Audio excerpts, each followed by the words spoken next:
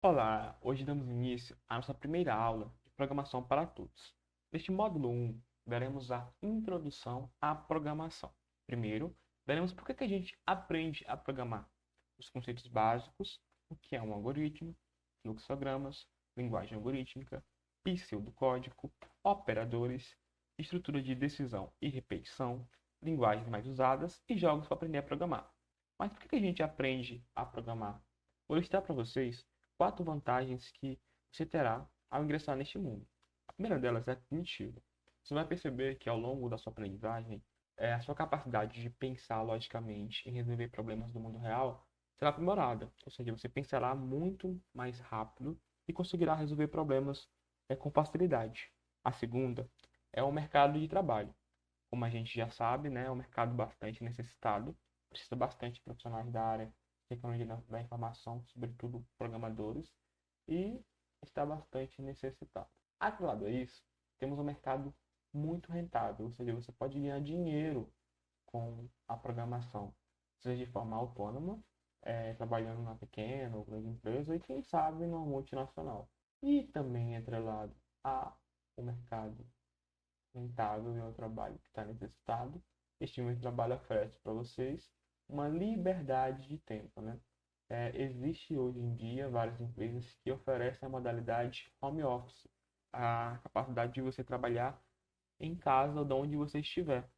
Ou seja, você pode estar é, em casa e sua empresa está em outro estado, outra cidade, ou até, quem sabe, em outro país. Então, sua capacidade de liberdade de tempo será muito grande. Imagina você não ter que se deslocar até sua empresa, você está em casa, abrir o seu computador e começar a programar, a trabalhar de sua casa para a empresa. Então, é uma vantagem muito grande ter essa liberdade de tempo. Vamos para os conceitos básicos. Primeiramente, a gente precisa saber o que é lógica de programação. É basicamente a técnica de encadear pensamentos para atingir determinado objetivo. Ou seja, você pensar logicamente, você tem um problema, você pensa no problema, pensa na solução do problema, e aí você depois você entrega essa solução. Você pensa, tem que ter uma certa dinâmica, né? Você precisa pensar, montar estratégicas e apresentar uma solução, né? Com o objetivo final.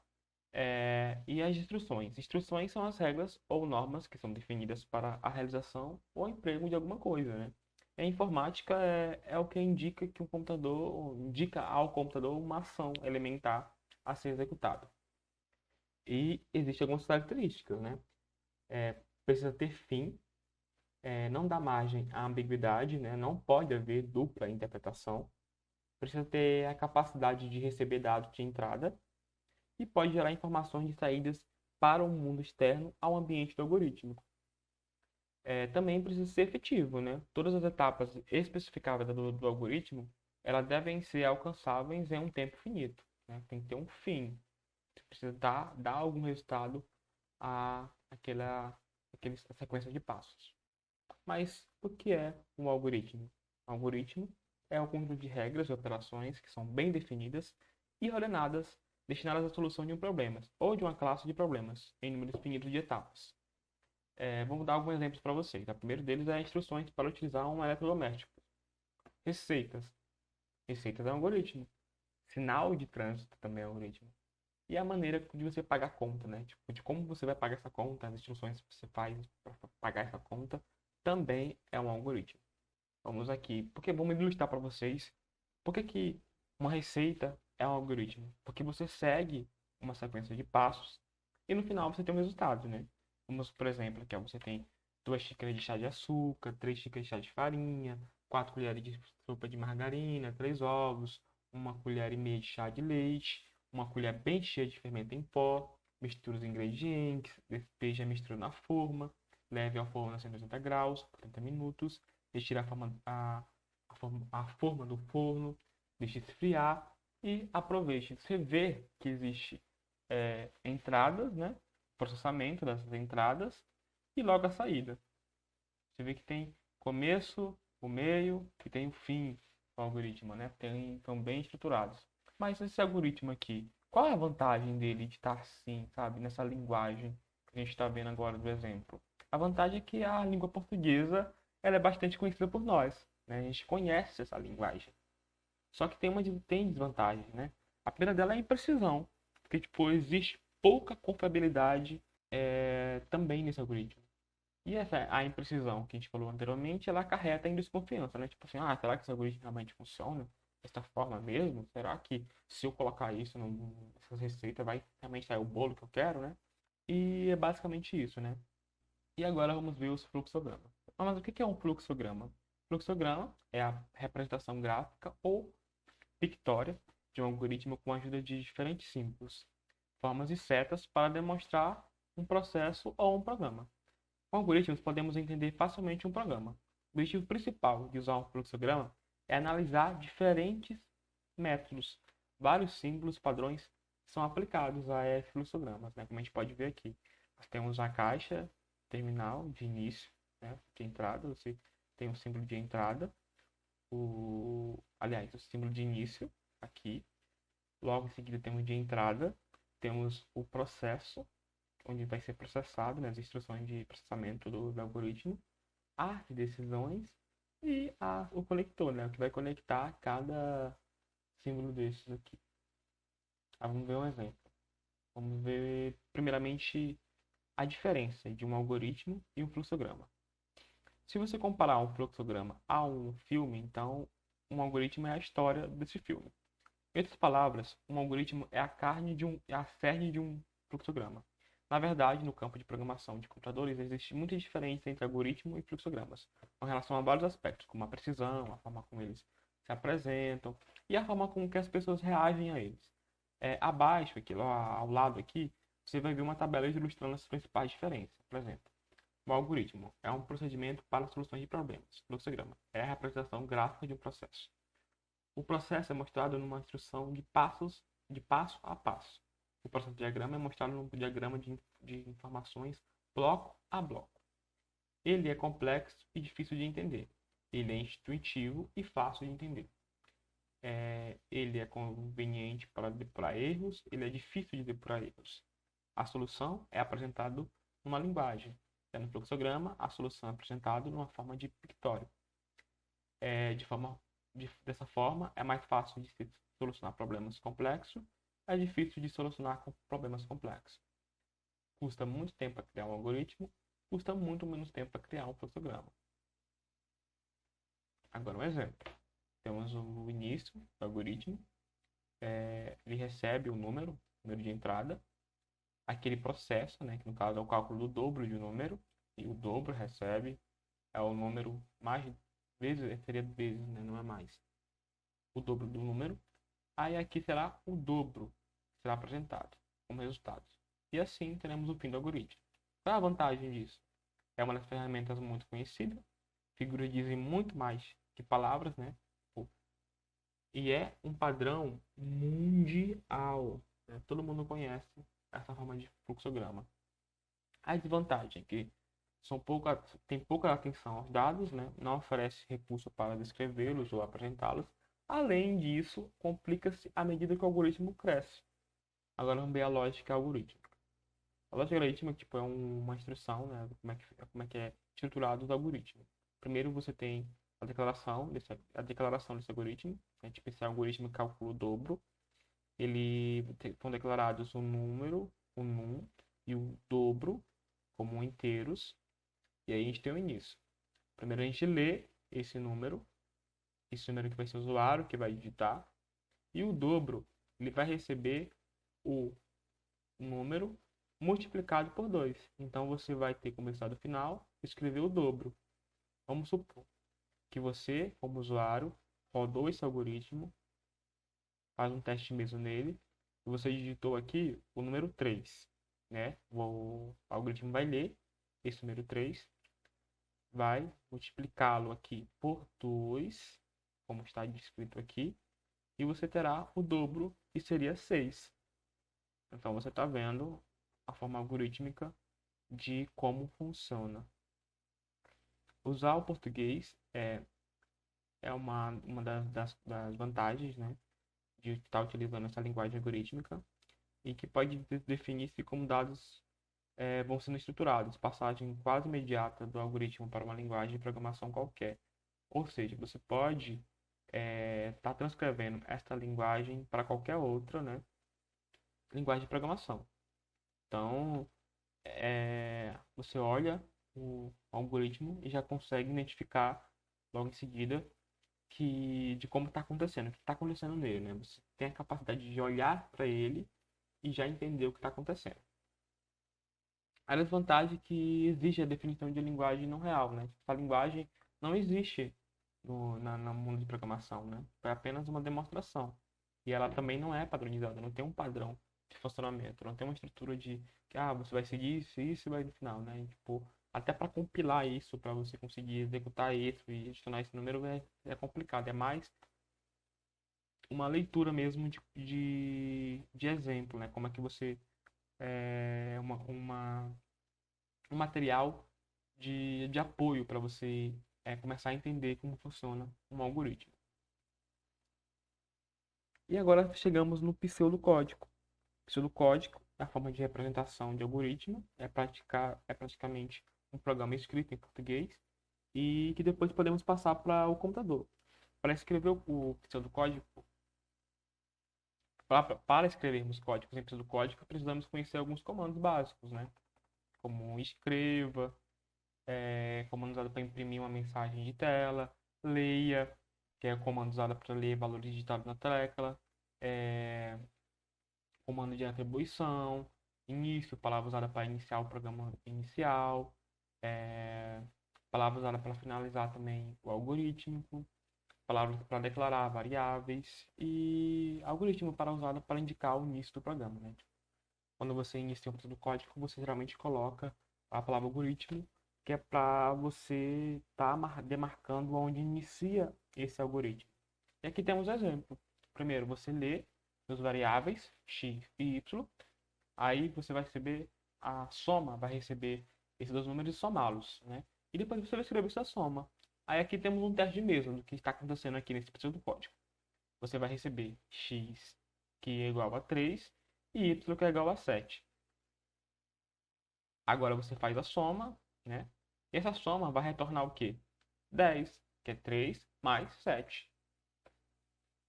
Agora mais um exemplo aqui de como funciona o do código. Olha só, você vai ter que ter a declaração, né, do algoritmo e vai ver que aqui, ó, qual é a variável, né? A variável de que tipo ela é número 1, N1, N2 e recebe soma, são reais, né?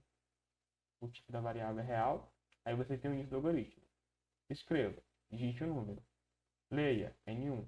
Então, o usuário vai digitar o primeiro número. Escreva, digite outro número, o segundo número. E essa soma vai receber o N1 mais o N2. Ou seja, vão ser dois números que vão ser somados. Vamos supor que você digite 1 e 2. 1 mais 2 seria 3.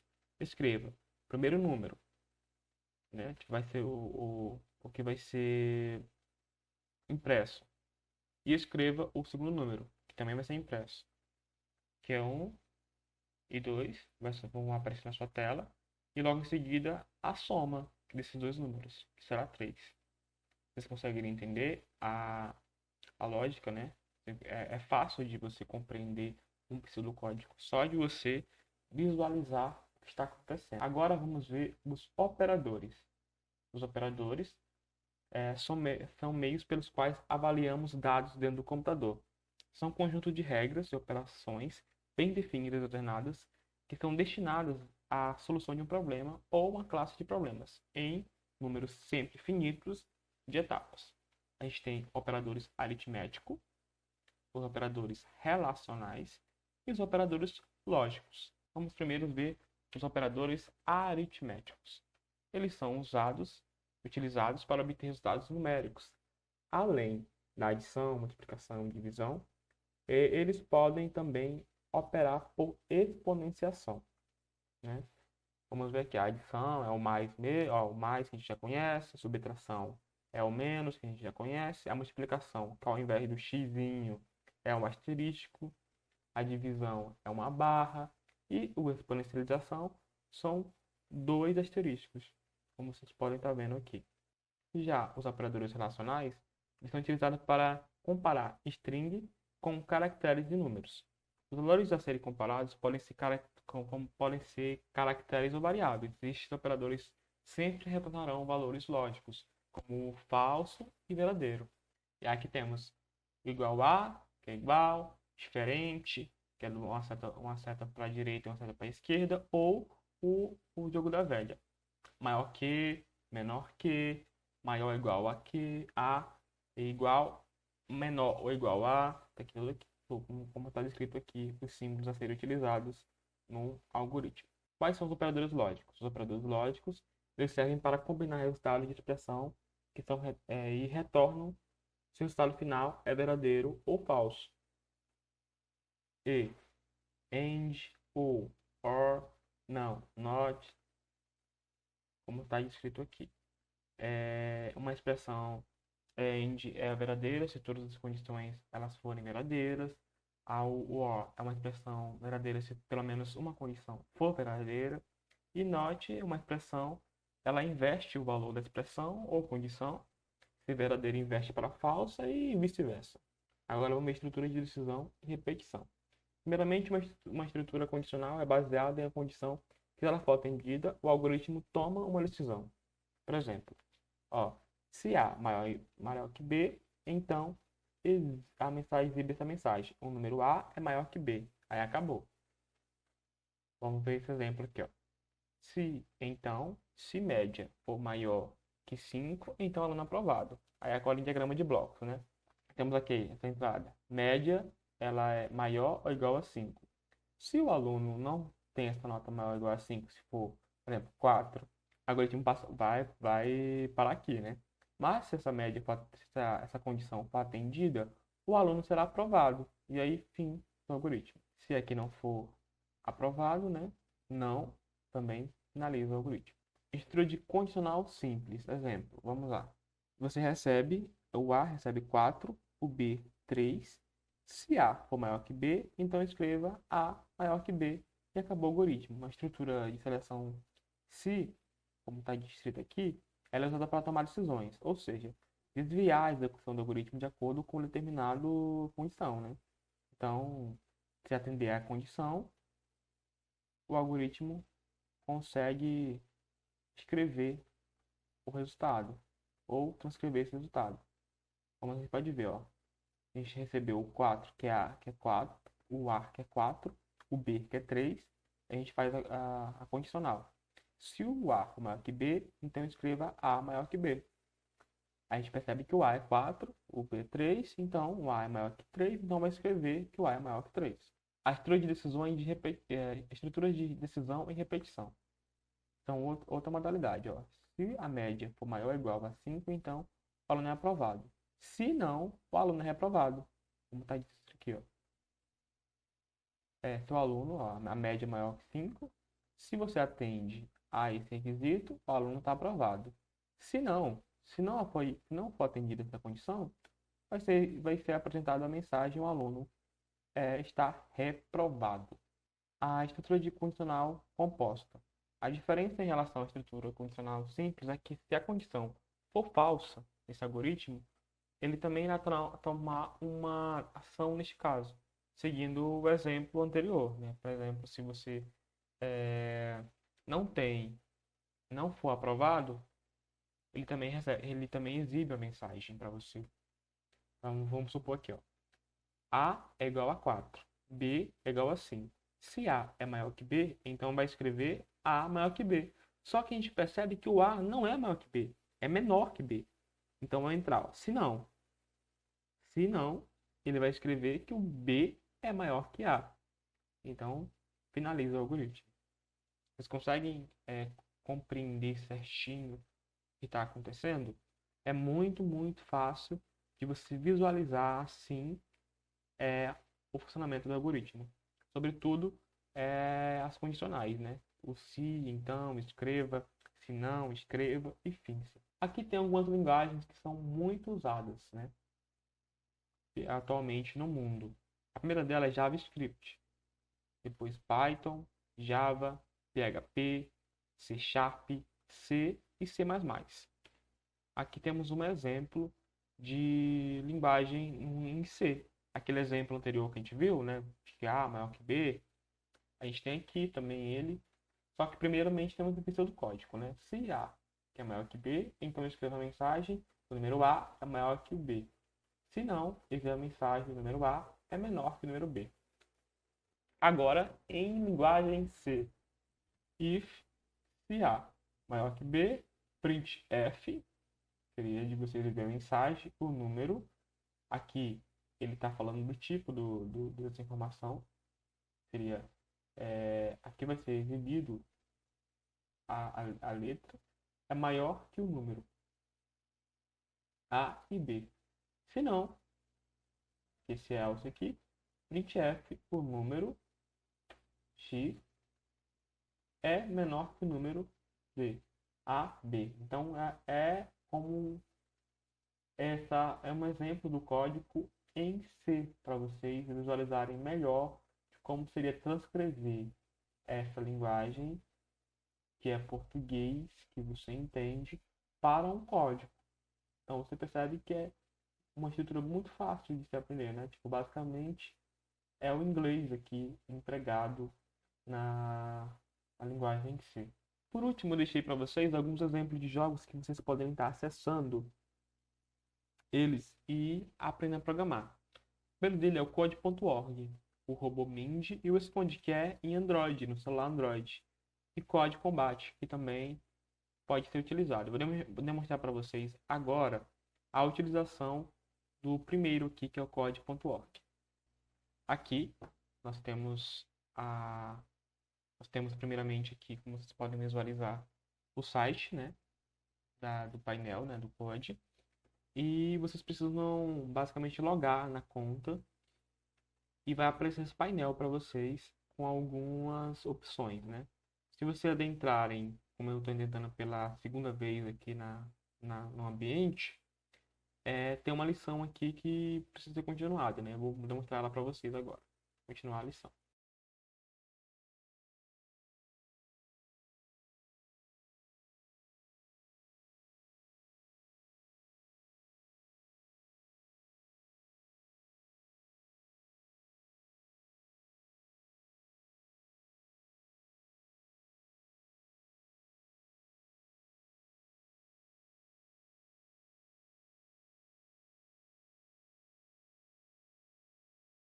Vou voltar aqui ela para vocês, no início, para vocês perceberem certinho de como tem esse funcionamento, né? Você tem aqui a Elsa, vocês conhecem a Elsa, né? Basicamente, das histórias aí da Disney. E aí ele pede para que a Elsa, ela precisa criar uma reta, né? E aqui temos alguns blocos que dizem algumas informações, né? Avance, vire à direita por 90 graus e vire à esquerda por 90 graus. E a execução aqui, do que está acontecendo, né? A gente opta, né? Basicamente, se não tivesse aqui, a gente optaria, né? Optaria sem nenhuma informação pelo primeiro, né? Que ela vai avançar para conseguir chegar até lá.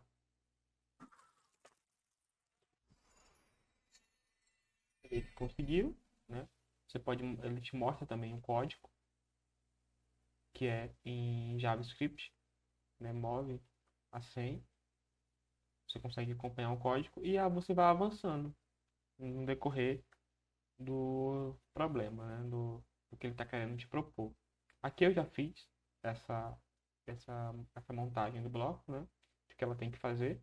Primeiro, ela vai avançar a 100 pixels. Ela vai virar logo em seguida para 90 graus. Depois avançar novamente.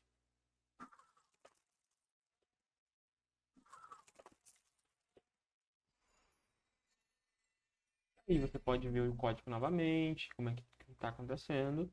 E continuar. Você vai entendendo basicamente como funciona um algoritmo, né? Através desses comandos. Vou voltar aqui para a página para vocês perceberem que existe várias outras opções para você, né, tentar aprender programação. Temos aqui algumas opções, né, para criança, tem uma idade, inclusive que é destinado, né, de 4 a 8 anos, de 9 a 18 anos, a partir dos 4 anos. E temos outras opções aqui também, né, para vocês tentarem aprender a programação. Vocês também podem criar, né, de repente, dependendo do seu nível, do que você está estudando, avançando na programação, você também pode posteriormente criar o seu próprio jogo. Temos aqui, clicando na opção,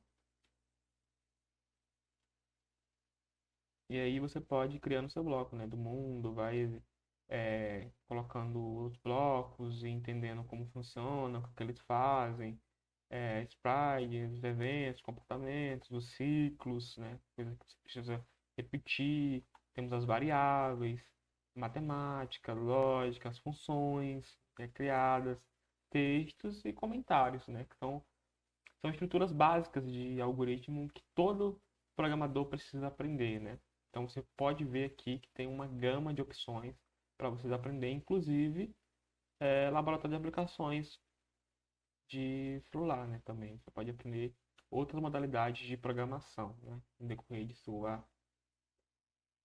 aprendizagem. Então é isso, pessoal. Basicamente aí é o que a gente viu nessa aula. Muito obrigado e até a próxima.